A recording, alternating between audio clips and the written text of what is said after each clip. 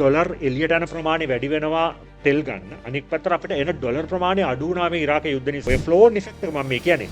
එක පැත්තකින් අපේ ජීවිතවලට ඒක බලපාන එකත් ලංකාවට අනිත් පැත්තට බලපාන එක. අපි කීයක් හරි යවුවා නම් අපි. නමුත් ඉතින් මෙහෙම ඔය ආර්ථික පීඩනය කියන එක දිගින් දිගටම මිනිස්සුන්ට දැනෙන්න ගත්තොත් ඒකට මන් දන්නේ නැහැ සොලියුෂන්ස් කොහෙද දැන් තියෙන්නේ කියලා. ප්‍රොපර්ටි වලට විතරක් නෙවෙයි බලපාන්නේ. මේක ෂෙයාර්ස් වලට බලපානවා, මේක බිස්නස් වලට බලපානවා. ඉන්වෙස්ටර්ස් ලට බලපානවා. කියන්නේ සාපේක්ෂව ඒක රටට එන නිව් මයිග්‍රේෂන් වලට සාපේක්ෂව රටේ හැදෙන ගෙවල් ප්‍රමාණය අඩුයි. ප්‍රයිම් මිනිස්ටර්ගේ සහ ආණ්ඩුවේ මේ පොපියුලාරිටි එක ඩ්‍රාස්ටිකලි අඩු වෙමින් තියෙනවා කියලා දැන් මේ දත්ත පෙන්නුම් කරනවා.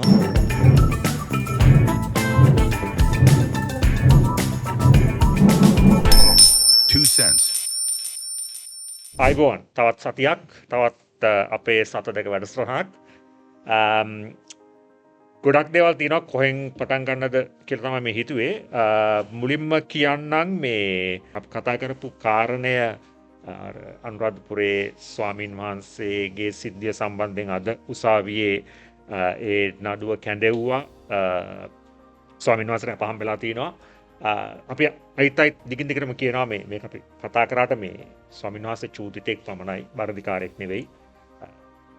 චෝදනාවක් තියෙනවා. ඒකට මුහුණ දෙමින් ඉන්නවා. ඉතින් එතනින් එහාට මේ නිවැරදිකරුවෙක් වැරදිකරුවෙක් කරන්නවත් ඒ කියන්නේ එහෙම උසාවියේ තියෙන කටයුත්තකට චෝදනා එල්ල වෙච්ච පුද්ගලෙක් වැරදිකරුවෙක් කරන්න අපි කිසිම අවස්ථාවක් නැහැ. නිසා මේ මොහොතේත් හාමුදුරුවෝ නිවැරදි ඒ කියන්නේ උසාවියෙන් වැරදිකරු වෙනකන් නිවැරදිකරු.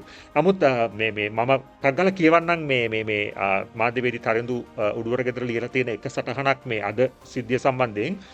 පොලිස් විමර්ශන අවසන් කියා නීතිපතිවරයාට ෆයිල් එක අසම්පූර්ණයි. වීඩියෝ සාක්ෂි ඇතුළත් කර නැහැ. DNA විමර්ශන අසම්පූර්ණයි.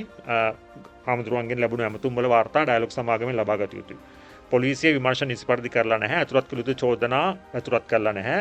හිමියන්ගෙන් ප්‍රකාශනයක් ලබන මුදාහරිම නීති විරෝධී මේ වගේ කියලා තියෙනවා. ඒ කියන්නේ මේ වෙනකොට මේ කියන්නේ අපි දන්නේ නැහැ නිල වශයෙන් තොරතුරු. නමුත් මාධ්‍යවේදීන් මෙතන හිටපු මාධ්‍යවේදීන් වාර්තා කරන විදිහට මේ පොලිසියේ ගොඩක් දේවල් අසම්පූර්ණයි කියන එක තමයි කියන්නේ. ඊට පස්සේ ඊළඟ නඩු දවස් 26 මොකද නිට්ටඹ පොලිසිය සම්බන්ධයෙන් විශේෂයෙන් සඳහන් කළ තිබුණාද නඩුවාරයේදී මේ ඔවුන් හරියට තමන්ගේ රාජකාරිය කරේ නැහැ කියන චෝදනාව ඇවිල්ලා තිනවා.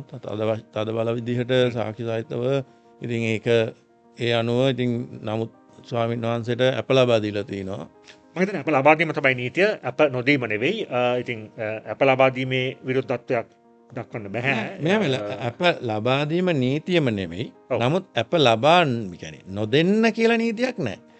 වරදෙනවා. මම කියන්නේ මොකක් හරි වැරදිකාරයෙක් වෙන්න කලින් සැකකාරයෙක් හෝ චූදිතයෙක් උසාවියට ඉදිරිපත් කරාම පොලිසියෙන් අත්අඩංගුවට අරගෙන එයාට ඊළඟට එන්නේ අප මේ අප කියන එක by default නේ. by default ඉතින් අප කියන එක අප ලබා නොදීම කියන එක තමයි ව්‍යතිරේක. නමුත් අප ලබා නොදෙන්න හේතු ඉදිරිපත් කරලා ඒක කන්වින්ස් කරනවා නම් අප දෙන්නේ නැහැ. නමුත් මේ කාරණේ දරුවා කියන වගේ අප ලබා දීම ඩිෆෝල්ට් එක. නමුත් මේ මං හිතන්නේ විරුද්ධ වුණා කියලා හෝ ඒ නිසා අප ලබා දීලා තියෙනවා. තව මේ පොඩි අනවුස්මන්ට් එකක් කරගෙන යන තුන අපේ කතා බහට යන කලින් ඒක තමයි ලංකාවේ විදේශ ඇමතිතුමා විජිත හේරත් මහත්මයා මෙල්බන් එනවා.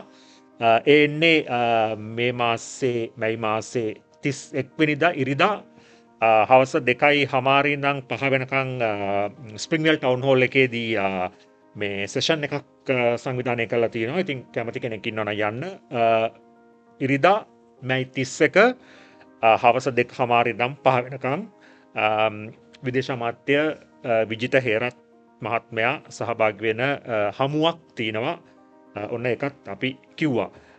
ඊට අමතරව මේ අපි අද කතා කරන්න කියලා හිතුවේ මේ මූලිකව ලංකාවේ මේ රුපියල සම්බන්ධයෙන් විශාල සංවාදයක් කරන මේ වෙලාවේ ඒක මේ අතර ලංකාවේ රුපියල විතරක් නෙවෙයි අපේ සවුත් ඊස්ට් ඒෂියන් කරන්සිස් ගොඩකට ඒක බලපාලා තියෙනවා තිලංග. ඔව්. ඕනෑ මේ ඔයා කියපු පොයින්ට් එකම පටන් ගත්තොත් එimhe ඉතින් ලංකාවේ විතරක් නෙවෙයි. නමුත් ඒක ඉන්දියාවේ සංඛ්‍යා දැන් හින්දු එකේ මම දැක්ක මේ වෙනකොට දාලා තිබුණා රිපෝට් එකක් 8%කින් ඉන්දියානු රුපියල පහළ බහැලා තිනවා ඇමරිකානු ඩොලරයට සාපේක්ෂව. එතකොට ඉන්දියානු රුපියල් 96කට තමයි ඇමරිකානු ඩොලරයක් මේ විකුණු මිල සඳහා.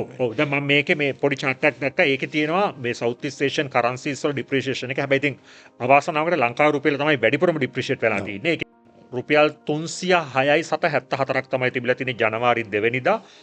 306 ඉඳන් 344 වෙලා තියෙනවා මැයි 21. මම හිතන්නේ අද නම් 350ක් පැනලා තිබ්බා. අපි මේ කතා කරන්නේ මැයි 22. එතකොට ඒක 15%ක විතර ඩිප්‍රිසියේෂන් එකක් ලංකාවේ රුපියලට වෙලා තිනවා. තිලං කිව්වාගේ ඉන්දියන් රුපියල 8%ක් වෙන්නේ නැති අද වෙනකොට. නමුත් මේ chart එක ඊයට කොහෙද හදලා තින්නේ? ඒක රුපියල් 90 තිබිලා තියෙන ජනවාරි 2. ඒක 96.18 වෙලා තිනවා. ඒක 6.86ක් කියලා තමයි මේකේ තින්නේ. පාකිස්තාන රුපියල ශක්තිමත් වෙලා තිනවා. මම දන්නේ ඒක කොහොමද උනේ කියලා 0.04යි තුනක. ඒ කියන්නේ ඒක ඩිප්‍රිසියේට් වෙලා නැහැ. ඊළඟට බංග්ලාදේශයේ 1.84යි, නේපාලයේ 8.54යි, මෝල්ඩිව්ස් 1.12 1.12යි සහ භූතාන් 8.46යි. එතකොට මේක දරුණුවට බලපාලා තියෙන ලංකාවට, ඉන්දියාවට, භූතානයට සහ නේපාලයට. ඉතින් මේකෙදි මේ කියන්නේ මම හොයාගත්ත තොරතුරු සහ මම මේක ටිකක් දවස් කාලයක් තිස්සේ උනන්දුවෙන් අප්ඩේට් මේ හෙව්වහම මට හම්බෙච්ච මූලිකම දේ තමයි විශේෂම ඉන්දියාවට. ඉතින් මේක ප්‍රධානම දේ තමයි මේ ෆුවල් බිල් එක. ඒ කියන්නේ ඉන්ධන සඳහා විශාල මුදලක් වේදම් කරන්න වීම. ඒක අපි මේ රටවල් ඔක්කොම අපේ කාටවත් තෙල් නැහැ. ඒතකොට අපි තෙල් කියන එක ගන්නේ ලෝක වෙළඳපොලෙන්. ඒකට ගෙවන්නේ ඩොලර් වලින්. ඒතර අපේ ඩොලර් විශේෂයෙන්ම විශාල වශයෙන් පහුගිය මාස 3 මේ ඉරාක් වෝ එක එක්ක වියදම් වෙලා තියෙනවා. ඉතින් ඒක තමයි ප්‍රධානම දේ. සහ අර ග්ලෝබලි දැන් එන දැන් ඔයිල් ක්‍රයිසිස් එකක් මැදන අපින් එතකොට අර පෙට්‍ර ඩොල එකන අප කියන්නේ පෙට ඩොල එකින් දැන් කරූඩ් ඔයිල් එක හරි රිෆයින් ඔයිල් එක හරි විකුණනකොට ලෝකෙට ට්‍රේඩ් කරනකොට ට්‍රන්සක්ෂන් එක වල් ට්‍රන්සක්ෂන් එක තින ඩිමාන්ඩ එක වැඩි වෙනවන. එතකොට ඩිමාන්ඩ වැඩිවන හැම වැඩිවෙන හැම ඩිමාන්ඩයටම එට වටඉන්න රටවල් ඩිපෙන්ඩන්් කන්ට්‍රීස් නේෂන්ස් ටික ඩොලස් දිල තමයි ෆෝල් ගණ්ඩු. ඒකන ඕකට හේතුව මේ ොල් වැට් මේ ඩොලර උඩට යන්න වෙල අනිවාර්යයෙන් මොකද ඩොලර් දිලා තමයි ගන්න වෙන්නේ. එතකොට එකක් ඒ කියන්නේ මම අපි මීට කලින් අර ඉරාක යුද්ධ ගැන කතා කරද්දිත් එක පැත්තකින් අපේ ඩොලර් එළියට යන ප්‍රමාණය වැඩි වෙනවා තෙල් ගන්න. අනිත් පැත්තට අපිට එන ඩොලර් ප්‍රමාණය අඩු වුණා මේ ඉරාක යුද්ධ නිසා. විශේෂයෙන්ම මැද පෙරදිග සේවය කරන අපේ සහෝදර සහෝදරියෝ ලංකාවට විශාල වශයෙන් මුදල් ලැබුවා. එතකොට මේ යුද්ධයත් එක්ක ඒගොල්ලොන්ගේ එන මුදල් ප්‍රමාණය නැති වුණා. දැන් උදාහරණයකට අපි මේ ජීවිතන ඕස්ට්‍රේලියාව ගන්නකො. දැන් ඕස්ට්‍රේලියාවට යුද්ධය නිසා ඇතිවෙච්ච පීඩනය දැන් ඔබත් මමත් අපි හැමෝම යුද්ධයට කලින් ගහපු පෙට්‍රල් ඩීසල් වලට වගා නිකන් නියර්ලි ආසන්න වශයෙන් දෙගුණයක මිලක් ගෙව්වා. එතකොට ඔබටත් මටත් අපි මීට කලින් ලංකාවේ කාටට උදව් කරා නම් ලංකාවට කීයක් හරි යවුවා නම් අපි හැමෝම ලාංකිකයෝ විතර අපිට හැමෝම මොනවා හරි අපිට ඔය ලංකාවත් එක්ක සම්බන්ධකම් තියෙනවා. ඒතකොට ඒ දේවල් අපිට අඩු කරන්න වෙනවනේ. මම කියන්නේ ඔය ෆ්ලෝ ඉෆෙක්ට් එක මම මේ කියන්නේ. එක පැත්තකින් අපේ ජීවිතවලට ඒක බලපාන එකත් ලංකාවට අනිත් පැත්තට බලපාන එක. අපි කීයක් හරි යවුවා නම් අපි කියන්නේ සරල පවුලකට කීයක් හරි උදව්වක් කරන එක වුණත් අපිට දෙපාරක් හිතන්න වුණා. මොකද මේ එක්ක අඩු කරන්න වෙනවා එක්ක ඒක කොටයකට කපන්න නැති කරන්න වෙනවා. එක්ක කරන්න හිතාගෙන හිටන්න ඒක නැති කරන්න වෙනවා කියන්නේ. සමහරු ඇත්තටම ඔය මේ ලංකාවේ ඉන්වෙස්ට්මන්ට්ස් ගන්න හරි මාස්පතා කීය හරි ලංකාවට යවනවා ඇකවුන්ට්ස් වලට. ඒ වගේ අය ඉන්නවා. උදාහරණයක් දෙන්නේ අපේ ස්ටුඩන්ට්ස්ලා ඉන්නවා. ඒ ස්ටුඩන්ට්ස්ලා සමහර ස්ටුඩන්ට්ස්ලා ඉන්නවා මම දන්නවා. ඒලගොල්ලෝ මෙහෙ නොයෙකුත් ඔඩ් ජොබ්ස් කරනවා. අපේ ඉන්ස්ට්‍රක්ෂන් වලින් පිටින් ගිහලා සමහරලාට නීති විරෝධී විදිහට රසායන දෙකක් තුනක් කළා. එකකින් සමහර කොටසක් ලංකාවේ දෙමව්පියන්ට යවන අවස්ථා අපි දැකලා තියෙනවා. ඉතින් ඒතර මේ පහුගිය කාලේ උනේ පහුගිය මාස 3 විශේෂයෙන්ම මේ ඒ සියලුම ලංකාවට ඒ වගේ හම්බ වෙච්ච දේවල් මේ අහිමි වුණා. සා මං හිතන්නේ ඒක අනික්ම අවසරවන්තම කාරණය තමයි දැන් මෙහෙත් මේ වගේ ටයිට් වෙනකොට මේ ළමයි සමහරට විශේෂයෙන් ලංකාවෙනුත් කී හරි ගෙන්න ගන්න. මොකද ඉතින් මෙහෙ ජීවිතේ කියන්නේ ඒතර දෙමව්පියෝ ලංකාවේ ඒ තිබ්බැක්කුත් ඩොලර් වලට හරවලා මේ ළමයින්ට එවන්න වෙන්න ඇති කියන එක තොරතුරක් දැනගෙන කිව්වා නෙවෙයි මේක හිතලා කිව්වේ. ඉතින් එහෙම වෙන්න ඇති. මේ ඉතින් ඔය වගේ විශාල දේවල් ගොඩක් වුණා. ඉතින් ඒකත් එක්ක ආණ්ඩුව මේ වාහන ගෙන්වීමේට තිබ්බ ටැක්ස් එක 50%කින් වැඩි කරලා තියෙනවා. ඒක 30%ක ටැක්ස් එකක් තිබිලා තියෙනවා. ඒකට වැඩිපුර 15%ක් ගහලා තියෙනවා. ඒ කියන්නේ ඒක අර දෙර අර්ථකථන වෙනවා 50% ටැක්ස් එකක් ගැවුව කියලා. ඒක එහෙම නෙවෙයි. විතෝල් කියන්නේ ඒ 30% තිබ්බ ටැක්ස් එකට තව විත්හෝල්ඩින් එක 15% ඇඩ් කරලා ඒක වැඩි කරලා තියෙනවා. ඉතින් ඒ හරහා වාහන ආනයනය ඩිස්කරේජ් කරන්න අඩු කරන්න කියලා කියනවා. ඉතින් නමුත් චෝදනාවක් එල්ල වෙනවා මේ ඒක නීතිය එන්න කලින් දවසේ වාහන හොඳයි. විපක්ෂයෙන් නම් කියන විපක්ෂයේ 4000 කියලා ආණ්ඩුව පැත්තෙන් ඒක මම හිතන්නේ නිවැරදි කළා දුන්නා 1786ක් කියලා. ඉතින් අපි දන්නේ නැහැ කොහොම හරි ඉතින් මං කියන්නේ මාස 3කට නීතියක් ගේනවා. ඒ මාස 3 ගේන්න ඕන වාහන ටික අර නීතිය ගේන කලින් දවසේම LC ඕපන් කරලා ගේනවා නම් ඉතින් මං කියන්නේ නීතියෙන් වැඩක් නැහැ කියලා ඉතින්. ඒ කියන්නේ රටෙන් එළියට යන සල්ලි ටික කොහොමත් යනවා ඉතින් ඕක ඉතින්. සහ එතන චෝදනාවකුත් ආව නේද ජනාධිපතිවරයා නුවරඑළියේ මීටින් එක ඒ අර ඔය ටැක්ස් එක ගැන ලීක් කරා හිතාමතා ඒක අපි දන්නේ නැහැ. නමුත් මම හිතන්නේ මේ පාර්ලිමේන්තුවේ ඔය මේ මම හිතන්නේ චාමර සම්පත් හරි කවුරු හරි කිව්වේ. ඒක ඇත්තටම එක පොයින්ට් එකකුත් තියෙනවා. පොඩි සෙන්ස් එකක් තියෙන කතාවක් කිව්වේ. ඇත්ත බොරු කෙසේකද. එතකොට ඔය LC එකකට වමන් කළා මේ ඒ ඉෆෙක්ට් එක වැඩක් නැති වුණා. ඒ කරගන්න ඕනේ අය වැඩේ කරගෙන ඉවරයි උන්නම කතාවක් තමයි එළියට ආවේ. ඒකේ අපි කියන්නේ මම අතර මම කොහොමද දන්නේ ඒකේ මේ අතුලින් ලීක් වුණාද ජනාධිපතිතුමාගේ වචනෙන් ලීක් වුණාද නැත්නම් මේ අර ව්‍යාපාරිකයොත් ඉතින් මේ සිටුේෂන් හොඳට රීඩ් කරන කට්ටියනේ. එතකොට ඒගොල්ලෝ මේ සිටුේෂන් එක රීඩ් කරලා ඒගොල්ලෝ ලෑස්ති පිටනේ ඉන්නේ. ඔව් ඒගොල්ලෝ ව්‍යාපාරිකයෝ කියන්නේ එහෙමනේ. ඒතර ඒගොල්ලොන්ට මේක ඉව අර කියන්නේ ඉව කියන එක හොඳටම තේරෙනවා නේද ඒගොල්ලෝ. නෑ ඕකේ අපි දන්නේ නැහැනේ ලීක් කරාද මොනවද කියලා අපි ඒකට ආරාධනා කරමු. අපි දන්නවා මේක මේ මොහොතේ බලනවා බොහොම එක්ස්පර්ටිස්ලා. ඉතින් ඒගොල්ලෝ අපිට වඩා හොඳට දන්නවා මේක ලීක් කරාද නැද්ද කමරා කරලා කමෙන්ට් කරලා අපිවත් දැනුවත් කරනවා.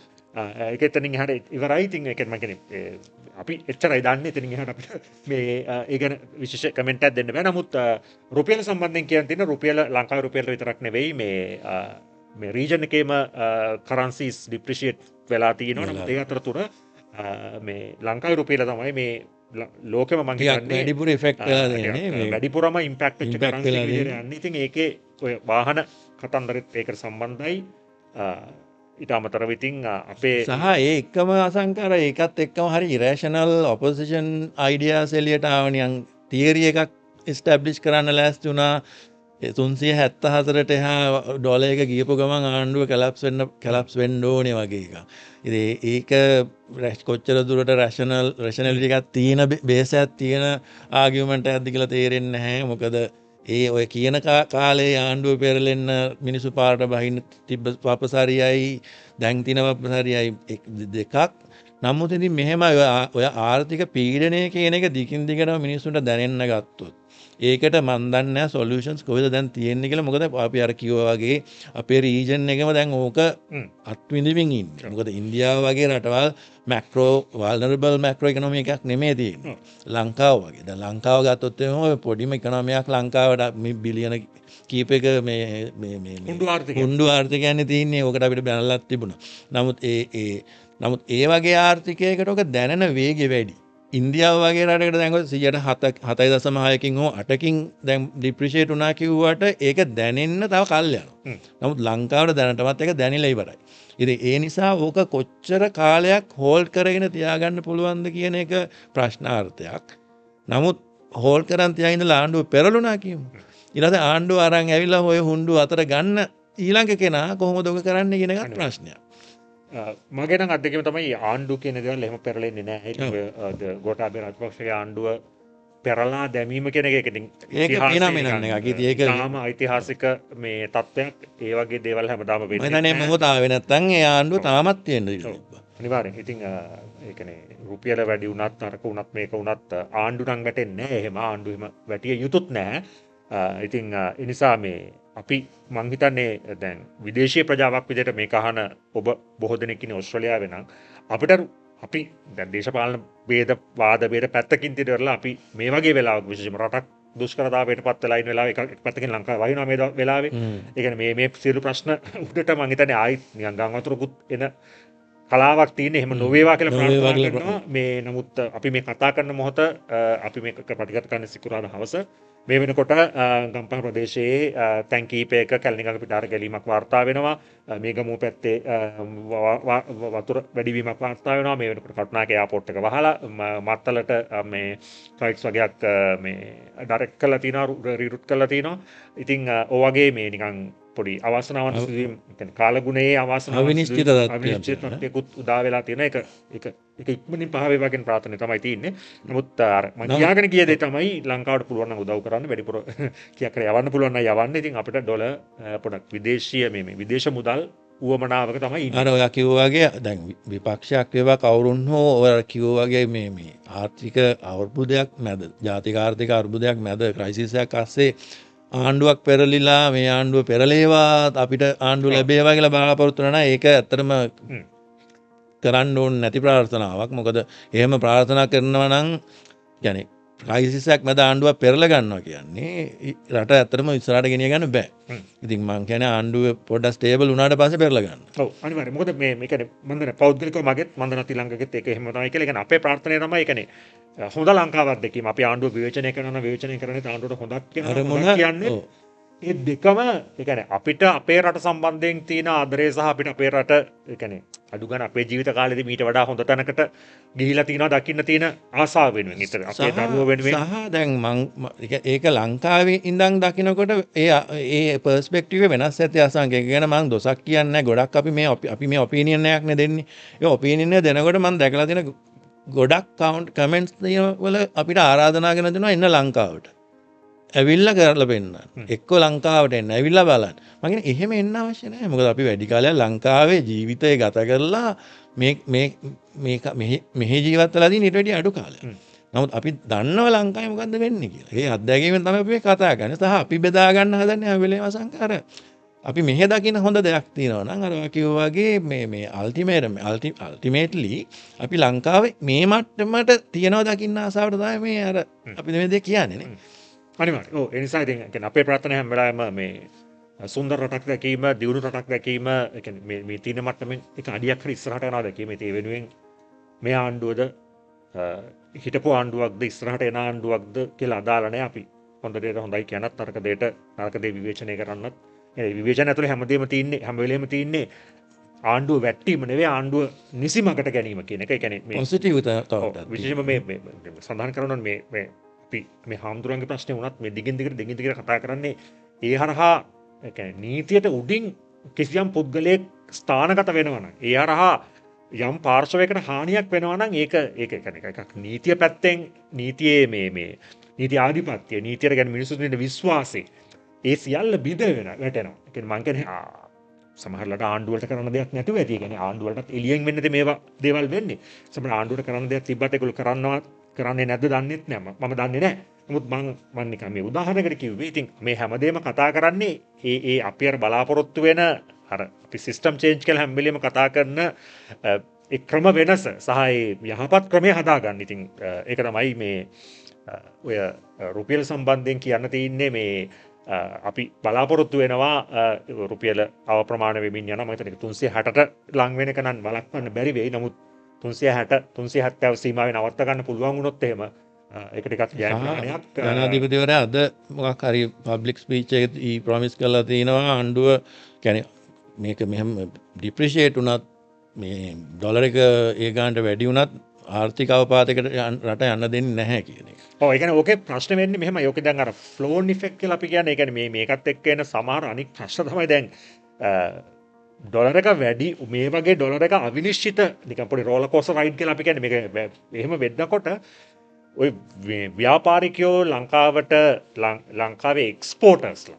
ඒගොල්ලෝ සල්ලි ලංකාවට ගේන්න බය වෙනවා. ඔය ගෝඨාභය රාජපක්ෂ මහත්මයාගේ ආණ්ඩු කාලෙත් අපිට ඩොලර් හිඟවීම එක ප්‍රධාන එකක්. ඒ කියන්නේ මම කියන්නේ ඒ වෙලාවේ මම හිතේ කමෙන්ට් කරලා තිබ්බ ආණ්ඩුව පැත්තෙන් ඩොලර් බිලියන 4ක් එළිය පාක් කරලා තියෙනවා කියලා.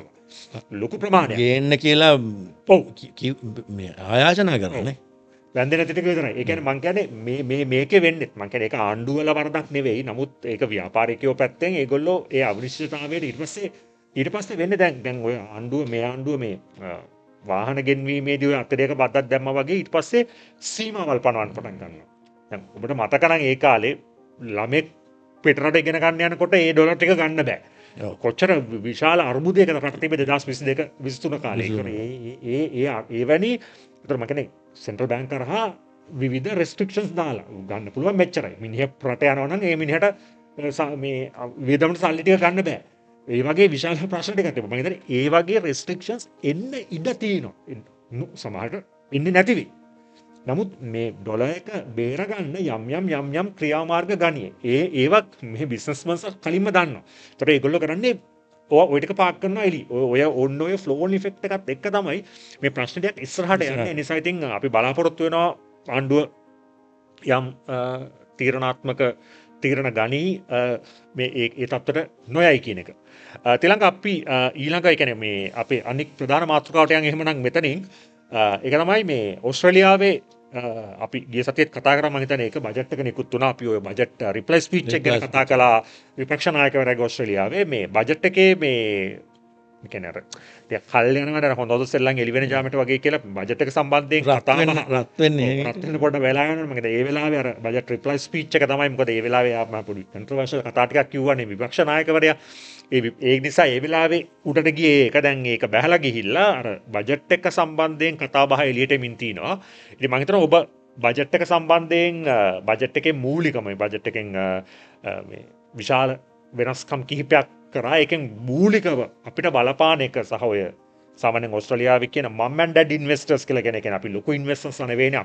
අපි සාමාන්‍යයෙන් අපි හම්බ කරන වැටුප ඉතුරු කළා ඒකෙන් අපි බොහෝ දෙනෙක් ඉන්වෙස්ට්මන්ට් ප්‍රොපර්ටි ඉන්න ගයක් කරන් තිනවා. ඊට අමතරව අපි ඉන්වෙස්ට්මන්ට් එකක් විදිහට ඉන්වෙස්ට්මන්ට් ප්‍රොපර්ටි එකක් කරන් තිනවා. මොකද ප්‍රොපර්ටි ඇසෙට් ක්ලාස් කියන එක තමයි ඕස්ට්‍රේලියාවේ සාමාන්‍යයෙන් ඉන්වෙස්ට්මන්ට්ස් වල ටිකක් හොඳ ඉන්වෙස්ට්මන්ට් ක්ලාස් එකක් විදිහට හඳුන්වන්නේ කාලයක් තිස්සේ. ඒක ඉතින් විවිධ ආගියුමන්ට්ස් තියෙනවා. නමුත් මම කියන්නේ සාමාන්‍යයෙන් හැමෝම කියනවා සල්ලි ඉතුරු තියනවා නම් ගයක් ගන්න කියලා. ඒක සාමාන්‍යයෙන් කියන කතාව. තව ගයක් කරන් දාන්න කියන එක. ඒ කියන්නේ ඒක මේ සොලිඩ් ඉන්වෙස්ට්මන්ට් එකක් කියන පිළිගැනීම තියෙනවා. එතකොට මම් ඇන්ඩ් ඩැඩ් ඉන්වෙස්ටර්ස්ලා කියන අපි වගේ අය, ඒ කියන්නේ ලොකු ව්‍යාපාරිකයෝ නොවන ලොකු ඉන්වෙස්ටර්ස්ලා නොවන අය බොහෝ දෙනෙක් ඔය මේ ගයක් අරගෙන තියෙනවා. ඉතින් ඒකට යම් බලපෑමක් එල්ල වෙන නීති කීපයක් සම්මත වෙලා තියෙනවා. ඊළඟ අපි ඒක ගැන අපි කතා කරමු. මේකේ ඒක මූලිකම දේ තමයි ඔය CGT කියන එක, කැපිටල් ගේන් ටැක්ස් කියන එක කෙටි කරලා කියන්නේ CGT කියලා. ඒක හැදෙන්නේ ඊට මම හිතා බ්‍රීෆ්ලි කිව්වොත් එහෙම කැපිටල් ගේන් ටැක්ස් කියන එක බලපාන්නේ ඔබේ ඉන්වෙස්ට්මන්ට් ප්‍රොපර්ටි එකට විතරයි. ඒ කියන්නේ ඔබ ජීවත් වෙන ගෙදරට ඒක බලපාන්නේ නැහැ. ඉන්වෙස්ට්මන්ට් ප්‍රොපර්ටි එකක් තියෙනවා නම් ඒක විකුණන වෙලාවට ඒකට දැනට තියෙන නීතිය විදිහට ඒක අවුරුද්දකට වඩා තිබ්බොත් ඒ ඔබ ගන්න ලාභය, සරල උදාහරණයකට ඔබ ලක්ෂක ලාභයක් ගන්නවා කියලා හිතුවොත් එහෙම ඔබ ගයක් මිලියනකට ගන්නවා සියලු ඔය මේ මුද්දර ගාස්තු ඒ සියලු වියදම් අතහැරියට පස්සේ ඒක 1 මිලියන් and 1.1 මිලියන් කියන ගානට වික්කොත් එහෙම අර වියදම් ටික ඇරියට පස්සේ ඔබේ ශුද්ධ ලාභය ලක්ෂයක් කියලා ගත්තොත් ඒකෙන් 50%කට කියන්නේ 50000 කියන එක ඒක ඔබේ මේ ඉන්කම් එකට එක්ක වෙනවා. ඒතකොට ඒ අවුරුද්දේ ඉන්කම් ටැක්ස් එක අදාළව ඒ කියන්නේ ඔබේ PAYG ටැක්ස් එක හරි මොකක්ද ඔබ ගෙවන ටැක්ස් රේට් එකක් තියෙනවනේ. ඒකට අදාළව ටැක්ස් එක ගෙවන්න වෙනවා. ඕක තමයි වෙනස් වෙන්නේ. ඒක වෙනස් වෙලා තිනවා මේ අලුතෙන් හදන ගෙවල් මේ අයින් කළා ඊට මේ පරණ ගයක් අරගත්තොත් එහෙම මැයි 12 වෙනිදා රෑ 12න් පස්සේ කියන එක තමයි මේකේ තියෙන්නේ. ඒ බජට් එක දවසේ එදා ඉඳන් ඊට කලින් ඒවා නැහැ. ඊට පස්සේ ගන්න ගෙවල් වලට කැපිටල් ගේන් ටැක්ස් එක උද්දමනයට බර තැබූ අනුපාතයකින් ඒක ඇත්තටම මේ කැල්කියුලේටර් එක දන්නේ නැහැ. CGT එක ඇත්තටම 2027 7 වෙනි මාසේ පළවෙනිදා ඉඳන් තමයි බලපාන්නේ. අර ගෙවල් ගන්න එක බජට් එක දවස් ඉඳන් නෙගටිව් ගියරින් එක තමයි එන්නේ මේ බජට් එක දවස් ඉඳන් එන්නේ. ඩේට් එක තියෙන්නේ. කරෙක්ෂන් එක. රයිට් ඕකේ. එහෙම තමයි CGT එක ගන්නේ මේ next year ජුලයි වලින් පස්සේ ගන්න ඕ next year එතන ඉඳන් තමයි ඒගොල්ලන්ගේ කැල්කියුලේෂන් සිස්ටම් එකක් එන්න යනවා ඉන්ෆ්ලේෂන් ඉන්ඩෙක්සේෂන් බෙනිෆිට් කියලා එකක්. දැන් මෙච්චර කාලෙට 100 අර දැන් විස්තර කරා වගේ 50% ඔෆ් කරන එකනේ ඒගොල්ලෝ කරේ අර තිබිච්ච කැපිටල් ගේන් එකෙන්. දැන් මේගොල්ලෝ කරන්න යන්නේ 2027න් පස්සේ 27 ජුලයි මාසේ පළවෙනිදාන් පස්සේ එන ගෙවල් ටිකට ඒ ටිකට කැල්කියුලේට් තාම අපි දන්නේ නැහැ මොකද කැල්කියුලේෂන් එක කියලා මේක තියෙන ඉන්ෆ්ලේෂන් එක කැල්කියුලේට් කරන සිස්ටම් එක යන්නේ ඒකට ඒගොල්ලෝ කියලා තිබුණ වචනේ තමයි ඉන්ෆ්ලේෂන් ඉන්ඩෙක්සේෂන් බෙනිෆිට් කියලා. පරණ ගෙවල් තියෙන කට්ටියට ක්‍රම දෙකම කැමැතියක් පාවිච්චි කරන්න පුළුවන්. ඒ කියන්නේ 50% ඩිස්කවුන්ට් එකක් ගන්නත් පුළුවන්. නැත්නම් ඔය ඉන්ෆ්ලේෂන් ඉන්ඩෙක්සේෂන් ක්‍රමයට ගිහිල්ලා ගෙවන්න පුළුවන්. හැබැයි ඒකේ මේ එක තව නීතියක් වෙනස් කරලා තියෙනවා. ඒ කියන්නේ ඔය සමහරු මේ ඔය කැපිටල් ගේන් ටැක්ස් එකේ වාසිය වැඩිපුර ගන්න මේ ආදායම අඩු අවුරුද්දක ආදායම ෆ්ලක්චුවේට් වෙනවා නම් විශේෂ බිස්නස් එකක් කරන කෙනෙක් හරි කාගේ හරි ආදායම අඩු අවුරුද්දේ තමයි මේ තියෙන ඉන්වෙස්ට්මන්ට් ප්‍රොපර්ටි එක විකුණන්නේ. ඒතර ඒකට වෙනස්කමක් කරලා තියෙනවා මිනිමම් 30% ටැක්ස් එකකට ඒක බලපානවා කියලා. ඉතින් ඒකත් මේ වෙලාවේ නිකන් ඔය ඔක ප්‍රශ්නේ තියෙන්නේ දැන් මේ වලට ලේබර් පක්ෂය ඇතුළෙම සහ අනිත් එක තමයි මම ඒකට යන්න කලින් කියලා තියන්නම් අනිත් වෙනස්කම තමයි නෙගටිව් ගියරින්. නෙගටිව් ගියරින් කියන එක මූලිකව ඔබ දන්නවා නෙගටිව් ගියරින් කියන්නේ ඉන්වෙස්ට්මන්ට් ප්‍රොපර්ටි එකක් තියෙනවා නම් ඒ ඉන්වෙස්ට්මන්ට් ප්‍රොපර්ටි එකේ වියදම් ටික ඔබේ ටැක්ස් එකට දාන්න පුළුවන්. දාලා ඉවර වෙලා ටැක්ස් ලයබිලිටි එක අඩු කරගන්න පුළුවන්. ඉතින් ඒකත් brand new properties වලට විතරක් ඉඳ තියලා තියෙනවා. existing properties මේ වලට නැති කරලා තියෙනවා මේ මාසේ 7 වෙනිදා. නමුත් තාම අර ඩිස්ක්ලේමර් එකක් දාගෙන යන්න ඕනේ. මේවා තාම නීති නෙවෙයි. ලෝව හවුස් එකෙන් තාම පාස් වෙලා නැහැ ප්‍රොපෝසල්ස්. assumption එකක් එක්ක අපි කතා කරන්නේ මේක පාස් වුණොත් මේක තමයි එන්න පුළුවන් සිදුවීම කියලා. ඉතින් ඕක තමයි වෙනස්කම. සහ දැන් මේකේ තියෙන ප්‍රශ්න තමයි දැන් ওই ලේබර් පක්ෂය ඇතුළෙනුත් මේකට විරෝධයක් ඇවිල්ලා තියෙනවා. දැන් අපි ඔය ඕක අපිට බලපාන විදිහට සහ අපි ඔක මේ ප්‍රොපර්ටි කියලා කිව්වට මේක ප්‍රොපර්ටි වලට විතරක් නෙවෙයි බලපාන්නේ. මේක ෂෙයාර්ස් වලට බලපානවා, මේක බිස්නස් වලට බලපානවා, ඉන්වෙස්ටර්ස්ලාට බලපානවා. කියන්නේ මේක හැම පාස් එකකම කැපිටල් ගේන් ටැක්ස් කියන එක ක්‍රිප්ටෝ අරගෙන වික්කත් ඒක බලපානවා. ස්ටොක්ස් අරගෙන වික්කත් මේ ASX ඕස්ට්‍රේලියන් ස්ටොක් එක්ස්චේන්ජ් එකේ ඉන්වෙස්ට් කරන කෙනටත් ඒක බලපානවා. විශේෂයෙන්ම මෙන්න මේ ලේබර් පක්ෂය ඇතුලේ තියෙන මේ විරෝධය ඇවිල්ලා තියෙන පක්ෂය ඇතුලේම ලේබර් ෆෝසස් වලින්ම ලේබර් පක්ෂයට මේ ස්ටාර්ට්අප් කල්චර් එකට මේක බලපාන විදිය. ඒ කියන්නේ කවුරු හරි ස්ටාර්ට්අප් බිස්නස් එකක් දානවා නම් එයාට එයාගේ බිස්නස් එක විකුණන දවසට මෙන්න මේ කැපිටල් ගේන් ටැක්ස් එක මේ විදිහට ගෙවන්න වෙනවා. එතකොට ඒක නිකන් ස්ටාර්ට්අප්ස් ඩිස්කරේජ් කරනවා නේද අපි. ඒ කියන්නේ මිනිහෙක්ට බිස්නස් එකක් පටන් ගන්න අපි අනවශ්‍ය බර්ඩන් එකක් දානවා. අර 30% ටැක්ස් එක දාලා මේ CGT එක මේ වෙනස් කරලා. ඒතර ඒගොල්ලෝ කියන්නේ ලේබර් එකට ඕනි වෙන්නේ මේ හවුසින් ස්ටොක් එකට මේක සහ හවුසින් මාකට් එකට මේක බෙනිෆිට් එක අරන් දෙන්න. නමුත් අවසානයේ වෙන්නේ මේ ඔයගොල්ලෝ නොහිතන තැනකට මේක ගිහිල්ලා හේතු වෙන එක. නෑ හවුසින් දැන් කිව්වාගේ හවුසින් මාකට් එකට අලුත් ප්‍රොපර්ටිස් බ්‍රෑන්ඩ් නිව් ප්‍රොපර්ටිස් එකතු කරන එක තමයි මේගොල්ලන්ගේ අන්ඩර්ලයින් ගෝල් එක වෙලා තියෙන්නේ. ඒකට අර ඒ නිසා තමයි බ්‍රෑන්ඩ් නිව් ප්‍රොපර්ටිස් වලට එක්සෙම්ප් කරලා දෙන එක්සෙම්ප්ෂන් එකක් දෙන්න බලාපොරොත්තු වෙන්නේ. මොකද පරණ ගෙවල් ඉන්වෙස්ට් කර යනකොට අර මේ ෆස්ට් හෝම් බයර් කෙනෙක්ට දෙන ඔපචුනිටි එක නැති වෙනවා සහ ඒ ෆස්ට් හෝම් බයර් කෙනෙක්ව එන්කරේජ් කරන්න සහ ඒ වගේම ප්‍රොපර්ටි මාකට් එකට පරණ ගෙවල් නිකන් කැරකි තියෙන එක නවත්තලා අලුත් ප්‍රොපර්ටිස් එන මේ අලුත් ප්‍රොජෙක්ට්ස් එන්න පුළුවන් පාරක් කපන්න තමයි මේක ප්‍රොපෝස් කරන්නේ. නමුත් ඒක කිරීමෙන් අලුත් ප්‍රොපෝසල්ස් එක්ක මේ දැන් මාකට් එක්ස්පර්ටිස්ලා නිකන් ඇසියුම් කරනවා ප්‍රොපර්ටි ග්‍රෝත් එක ප්‍රොපර්ටි මාකට් එකේ ග්‍රෝත් එක සහ වැලියුස් 5-10 අතර ගාන පර්සන්ටේජ් එකකින් අඩු වෙනවා කියලා. ඒ වගේම තමයි දැන් ඔය වගේ සිටුේෂන් එක අසංකරවා කිව්වා වගේ දැන් ඔය කැපිටල් ගේන්ස් වගේ ටැක්සස් වගේ හැම ඉන්වෙස්ට් කරන අපි හැම තැනකින්ම මේක බලපානවා. එතකොට අර ප්‍රොපර්ටි වලට මේ විතරක් කියන්නේ ප්‍රොපර්ටි මාකට් එකේ ඉන්වෙස්ට් කර ඉන්න හියුජ් ඉන්වෙස්ටර්ස්ලා මෙගා ස්කේල් ඉන්වෙස්ටර්ස්ලා එතකොට ඩිස්කරේජ් වෙලා ඒගොල්ලෝ මූව් වෙනවා. මෝෂන් එකක් මූව් වෙලා වෙන පැති වලට යන්න පටන් ගන්නවා. එතකොට මාකට් එකට බලපෑමක් වෙනවා කියන තර්ක තමයි මේ වෙනකොට ඇවිල්ලා තියෙන්නේ.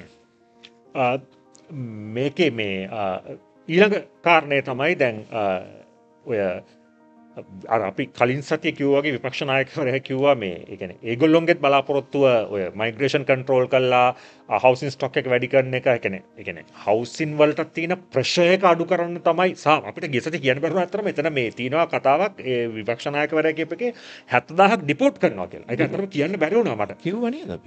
මං කිව්වා අපි 70000 ඩිපෝට් අඩු කරනවා කියලා කිව්වනේ. 70000ක් ඩිපෝට් ඒ කියන්නේ මේව ඒක ලොකු විස්තරයක් කියන්නේ නැහැ. නමුත් ඔය 70000ක් ඩිපෝට් කරන කතාවකුත් උතන තියෙනවා. ඉතින් මේ ඒ කියන්නේ මං හිතන්නේ ඔය වීසා එක්ස්පයරි වෙච්ච හරි මොනවා හරි ඉන්න ඒ කියන්නේ පොඩි ක්‍රැක් ඩවුන් එකක් අපි එහෙම කියමුකෝ. ඒ කියන්නේ තේරෙන විදිහට කියලා තියමු. කියන්නේ අර ඩොනල්ඩ් ට්‍රම්ප් ජනාධිපතිතුමා ඇවිල්ලත් ඔය පොඩි ක්‍රැක් ඩවුන් කළා යවනවා අයිස් ගෲප් මේ ඔය එහෙම යවීමක් කරානේ. ඒ වගේ මේගොල්ලොත් ක්‍රැක් ඩවුන් එකක් කරන්න හදනවා. ඒ කියන්නේ අනවශ්‍ය මිනිස්සු යවනවා කියන අදහසින් තමයි ඒක කියන්නේ. මිනිහ අනවශ්‍ය මිනිස්සු ඉන්නවා. අනවශ්‍ය මිනිස්සු අපි යවන්න ඕන වගේ. ඒතොර ඒක කොයි විදිහට කරනවද කියන දන්නේ නැහැ. නමුත් මේ හවුසින් මාකට් එකට ආවොත් එහෙම ආයිත් පාරක් ඒ කියන්නේ මූලික අදහස් අර තිලක කිව්වා වගේ අලුත් නිවාස එකන නිව් කන්ස්ට්‍රක්ෂන්ස් වැඩි කරන්න තමයි ආණ්ඩුවෙන් ඔය පරණ ගෙවල් ඉන්වස්ස කැමතින පරණ ගෙවල් අරගන මේ බිස්සස් එක් කරන්න එකනේ කොහොමත් ඕස්ට්‍රලියාවේ තියන්නේ මයිග්‍රේෂනුත් එක් ඇදිච්ච හවසින් වලට තියෙන ඩිමාන්්ඩ එක එන්න වැඩි වෙන මොකද අපේ හදන ගෙවල් ප්‍රමාණයට සාපේක්ෂයකෙන් රට එන්න නිව මයිග්‍රේෂන් වලට සාපේක්ෂව රටේ හදන ගෙවල් ප්‍රමාණය අඩුයි ඒ නිසා මේකට තියන ඉල්ලුම වැඩි වෙනවා සැපයුම අඩු වෙනවා ඉල්ලුම වැඩි ඕනම වෙළඳ පොලක අපි දන්නක සිම්පල් මාර්ථක සැපයුම මේ ඉල්ලුමට සාපේක්ෂ වැඩිවෙන්න නැත්නම් මිල මට්ටම ඉහළගෙන. ඉතින් මේ ඕස්ට්‍රේලියාවේ ඔය ඔකට තියෙන ඔක තමයි ඔකේ ප්‍රශ්නේ. ඒකට අපි කොච්චර ගෙවල් හැදුවත් විශේෂයෙන් පහුගිය කාලේ ඔබ දන්නවා ඔය පෝර්ට් ඩේවිස් වගේ සමාගම් බංකොලොත් තුනයි කියන්නේ ලොකු විශාල වශයෙන් ගෙවල් හදපු සමාගම් බංකොලොත් තුනයි ඒවත් එක්ක තවත් මේ ප්‍රශ්නේ වැඩි වෙනවා. ඉතින් ඕස්ට්‍රේලියාවේ කන්ස්ට්‍රක්ෂන් ඉන්ඩස්ට්‍රි එකේ මේ ජොබ් එකකුත් තියෙනවා.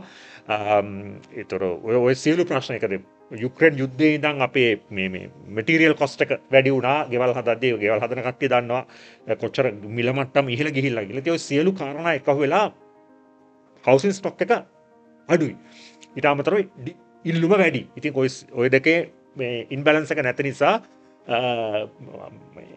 මේ ආණ්ඩුවට තියෙන ප්‍රශ්නේ තමයි ඕස්ට්‍රේලියාවේ පළවෙනි ගේ ගන්න ඔය නිව් ෆස්ට් හෝම් බයර්ස්ලා කියන කට්ටිය මාකට් එකෙන් ඉවත් වෙන ට්‍රෙන්ඩ් එකක් තියෙනවා. මොකද ඉන්වෙස්ටර්ස්ලා ඇවිල්ලා ඔය මයිග්‍රන්ට්ස්ලා ඇවිල්ලා එළිය තියෙන ගෙවල් ටික ඔක්කොම ගන්නවා. එතකොට අර මේ බොහොම අමාරුවෙන් මේ ඩිපොසිට් එකක් එක්කව කරගෙන ඉන්න තරුණ ජෝඩුවකට තරුණ දරුවෙක්ට ඔක්ෂන් එකට ගිහලා කීයටවත් ගේ ගන්න බැරි තත්ත්වයක්. ඔක්ෂන් එකේදී ඒගොල්ලෝ මේ එළියට විසි වෙනවා මිල මට්ටම් එක්ක. ඉතින් ඒක තමයි ආණ්ඩුවේ බලාපොරොත්තුව. නමුත් ඉතින් ආණ්ඩුව ඒ බලාපොරොත්තුව ඉෂ්ට කරගන්න කරන මේ සමහර දේවල් වලදී ආණ්ඩුවේ ආයු කාලය කෙටි වේද කියන ප්‍රශ්න තමයි තියෙන්නේ. මේ වෙනකොටත් මේ ප්‍රයිම් මිනිස්ටර්ගේ සහ ආණ්ඩුවේ මේ පොපියුලාරිටි එක ඩ්‍රාස්ටිකලි අඩු වෙමින් තියෙනවා කියලා දැන් මේ දත්ත පෙන්නුම් කරනවා. මේ يعني බොහොම ක්ෂණික දත්ත ඒවා තව කන්සොලිඩේට් වෙයි ඉස්සරහදී.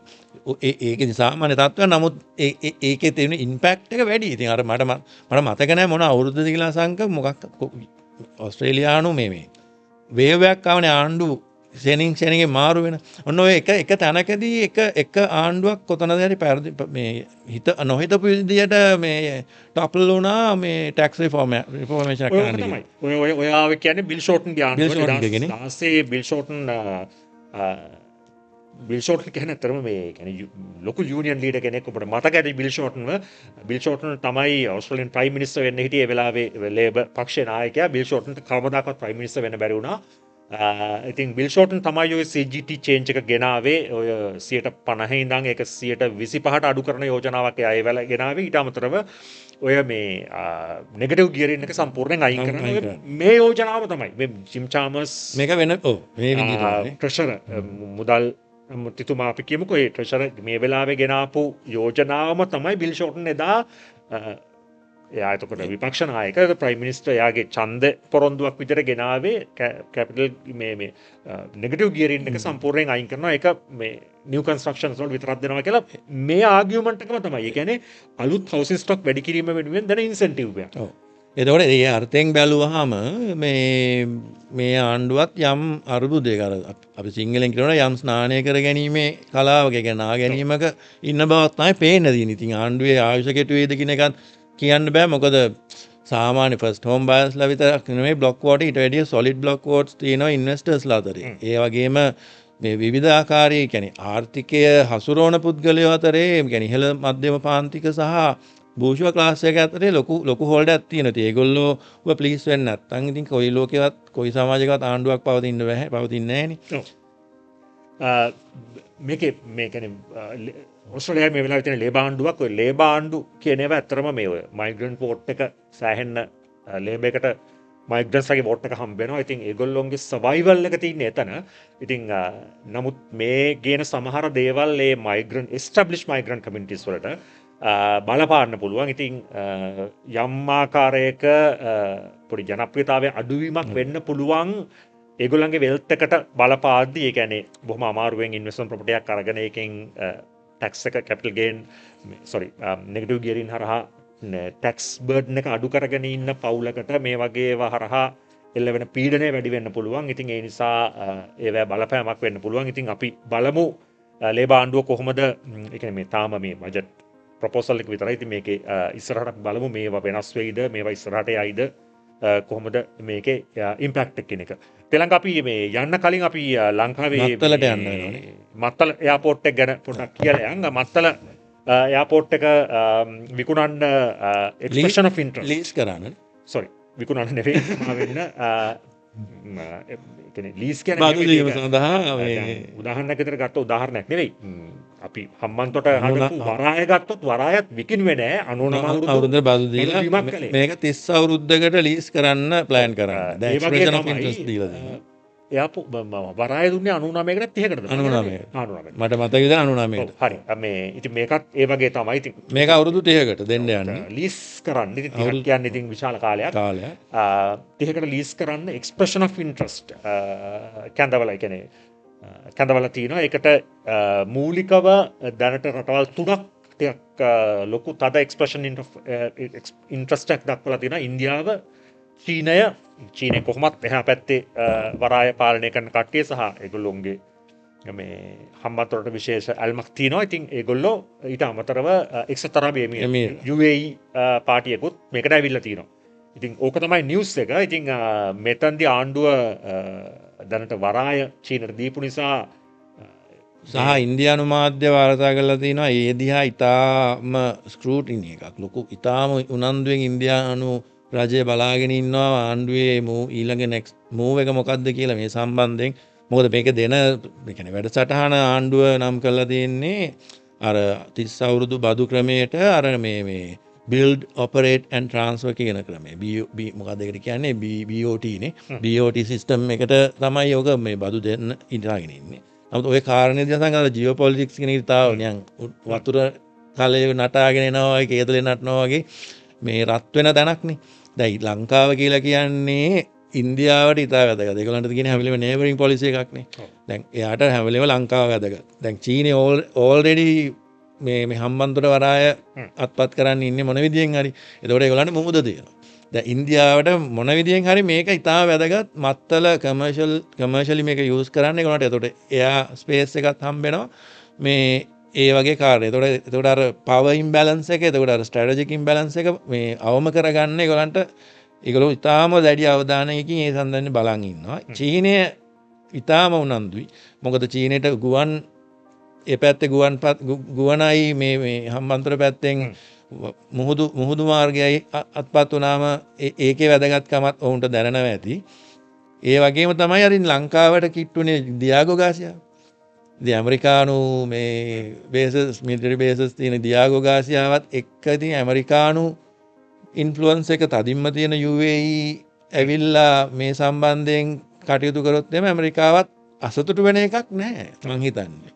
අපි බලමු මොකද වෙන්නේ කියලා මේ මත්තල එයාපෝට් එකේ ලීස් එක කාටද යන්නේ කියන එක. අපේ ජනාධිපතිතුමා හැමදාම ප්‍රශ්න ඉතින් කල්පනා කරන්නත් වෙනවා.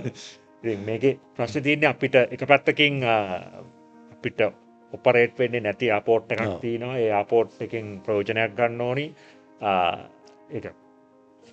ඒක ඔපරේට් නොවුනත් ඒක සෑහෙන්න වැදගත් මර්මස්ථානයක තියෙන එයාපෝට් එකක්. දැන් අපි මේ වැඩසටහන පටන් ගද්දිත් කිව්වා මේ වෙලාවේ කට්නායක එයාපෝට් එක වහලා අයාපත් කාලෙක නිසා ඉතින් මත්තලට තමයි දැන් ඇවිල්ලා ඉන්නේ. ගුවන් යානා මේ වෙලාවේ මත්තලට තමයි එන්නේ. ඉතින් ඒ කියන්නේ අපිට ඒක සුදු වලියෙක් කියලා කිව්වත් ඒක නමුත් ඒකේ ආර්ථික මොකක් හරි බෙනිෆිට් එකක් ගන්න දැන් අර කියනවා වගේ build operate transfer කියන බෙනිෆිට් එක අවුරුදු 3කට පස්සේ රටට ට්‍රාන්ස්ෆර් කරන්න කියන මතේනේ කියන ඇත්ති.